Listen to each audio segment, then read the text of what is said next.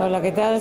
Soy Ángel Zamancona. He estado hablando en una conferencia sobre las actitudes hacia la inmigración en España y en Europa. Entonces he estado situando a España en el contexto europeo. Ahí se está luego viendo cuál es la evolución de actitudes hacia la inmigración en España.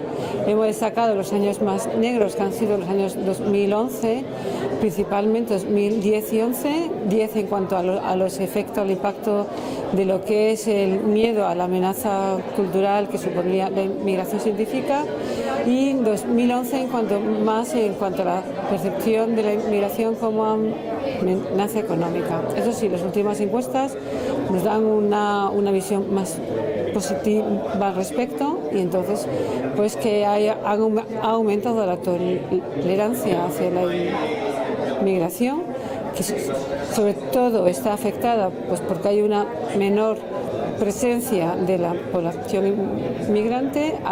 No hay una coincidencia con campañas electorales, a diferencia de 2011, y porque también el español se ha visto también que hay un efecto de la empatía y de la convivencia.